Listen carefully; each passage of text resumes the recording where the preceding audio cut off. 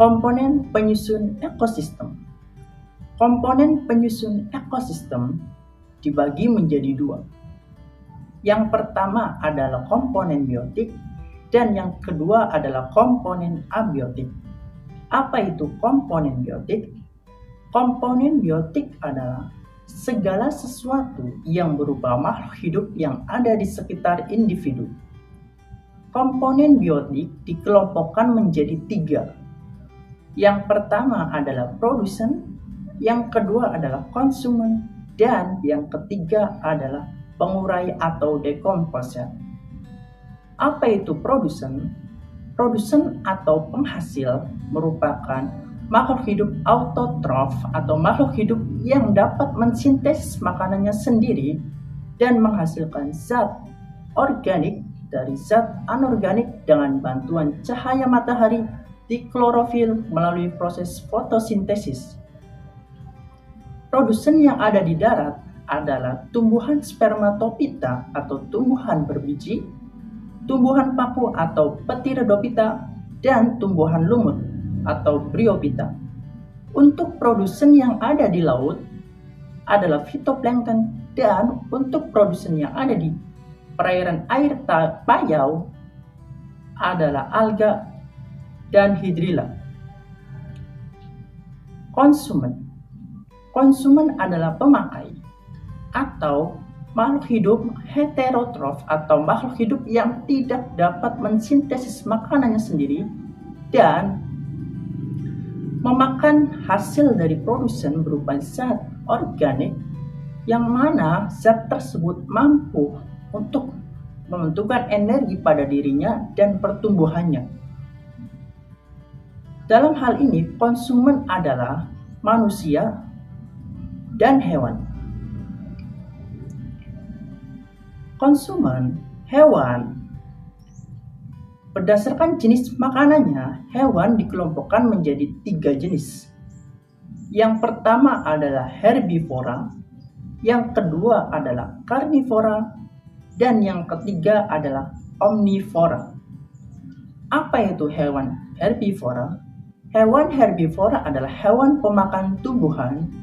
Contohnya itu adalah kerbau, kambing, jerapah, gajah, dan lainnya. Karnivora adalah hewan pemakan daging. Contohnya itu harimau, singa, serigala, dan lainnya. Omnivora adalah hewan pemakan tumbuhan dan daging. Contohnya itu adalah ayam, tikus, kera, dan lainnya. Di dalam ekosistem, konsumen memiliki beberapa tingkatan. Konsumen tingkat 1, konsumen tingkat 2, konsumen tingkat 3, konsumen tingkat 4, sampai ke konsumen puncak. Tergantung kita lihat dari jaring-jaring makanannya. Untuk membahas jaring-jaring makanan, simak ulasan video berikut ini. Nah, kita lihat di sini ada sebuah jaring-jaring makanan. Pada umumnya di tingkat SMP itu pada umumnya ya lebih dibahas mengenai rantai makanan, tapi kadang-kadang disinggung mengenai jaring-jaring makanan dan tingkat trofik. Kita akan bahas di sini ya. Kita lihat jaring-jaring makanan di sini.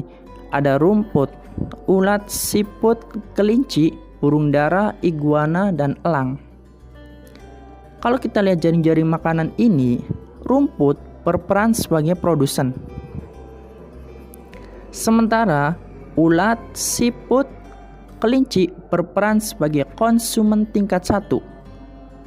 Iguana dan burung dara berperan sebagai konsumen tingkat 2 dan elang berperan sebagai konsumen tingkat 3. Elang merupakan konsumen puncak. Gampangnya seperti ini. Konsumen tingkat 1 adalah konsumen atau organisme yang memakan produsen secara langsung. Jadi ulat, siput, kelinci ini memakan rumput. Konsumen tingkat 2-nya apa? Konsumen tingkat 2 adalah konsumen yang memakan konsumen tingkat 1. Dalam hal ini konsumen tingkat 1-nya ini siput, kelinci, dan ulat. Iguana memakan ulat, burung dara memakan siput, dan elang memakan kelinci. Elang konsumen tingkat puncak. Konsumen tingkat 3, elang, adalah konsumen yang memakan konsumen tingkat 2, konsumen tingkat 1 bisa juga. Di sini dalam jaring-jaring makanan ini elang memakan kelinci sebagai konsumen tingkat 1. Sementara itu di sini juga elang memakan burung dara dan iguana yang merupakan konsumen tingkat 2. Paham ya mengenai konsumen tingkat 1, konsumen tingkat 2, dan konsumen tingkat 3. Oke, kita akan lanjut mengenai tingkat trofik. Apa sih tingkat trofik? Berdasarkan Wikipedia, tingkat trofik adalah posisi yang ditempatinya dalam jaring-jaring makanan. Gampangnya seperti ini. Di sini ada rumput. Rumput merupakan tingkat trofik 1. Sementara untuk kelinci, siput, dan ulat merupakan tingkat trofik 2. Iguana dan burung dara tingkat trofik 3. Dan elang tingkat trofik 4. Bisa juga tingkat trofik 3 karena elang langsung memakan kelinci. Itu gampangnya seperti itu tingkat trofik itu. Jadi rumput merupakan tingkat trofik 1, untuk kelinci, siput, ulat tingkat trofik 2, burung dara, iguana tingkat trofik 3, dan elang bisa dikatakan sebagai tingkat trofik 4 ataupun tingkat trofik 3. Elang bisa dikatakan sebagai tingkat trofik 3 dan tingkat trofik keempat. Oke, semoga paham mengenai tingkat trofik 1, tingkat trofik 2, tingkat trofik 3, dan seterusnya. Dan semoga kita paham mengenai konsumen tingkat 1, konsumen tingkat 3, konsumen tingkat 4, sampai ke konsumen puncak. Mungkin itu saja pembahasan mengenai jaring-jaring makanan, semoga kita paham. Itulah ulasan mengenai jaring-jaring makanan. Semoga kita paham mengenai konsumen tingkat 1, konsumen tingkat 2, konsumen tingkat 3, sampai ke konsumen puncak. Dan semoga juga kita paham mengenai tingkat trofik 1, tingkat trofik 2, tingkat trofik 3, dan seterusnya. Selanjutnya adalah pengurai atau dekomposer. Pengurai atau dekomposer merupakan organisme yang dapat menguraikan zat-zat organik yang berasal dari produsen atau konsumen menjadi zat-zat anorganik kembali. Dalam hal ini yang berperan sebagai pengurai atau dekomposer adalah jamur dan bakteri. Itulah ulasan mengenai komponen biotik. Selanjutnya kita akan membahas mengenai komponen abiotik. Komponen abiotik. Komponen abiotik berupa benda-benda tak hidup yang ada di sekitar kita. Contohnya adalah tanah, air, udara, sinar matahari, suhu, kadar mineral, kelembaban udara, dan lain-lain. Ekosistem merupakan kesatuan antara komponen biotik dan komponen abiotik yang saling berinteraksi. Apabila komposisi penyusun ekosistem seimbang, maka ekosistem tersebut akan seimbang. Tetapi apabila komposisi ekosistemnya adalah berubah, maka ekosistem tersebut akan berubah.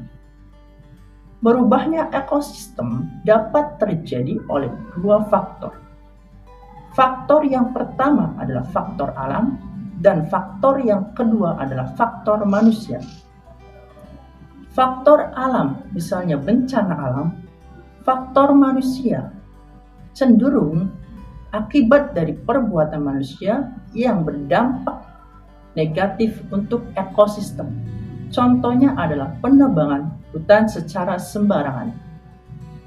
Untuk mengatasi gangguan berubahnya ekosistem yang seimbang memiliki kemampuan untuk kembali pulih kembali ketika rusak. Kemampuan ekosistem tersebut dinamakan dengan daya lenting ekosistem. Itulah ulasan mengenai komponen biotik, komponen abiotik, dan kaitannya dengan ekosistem. Semoga bermanfaat. Sampai jumpa.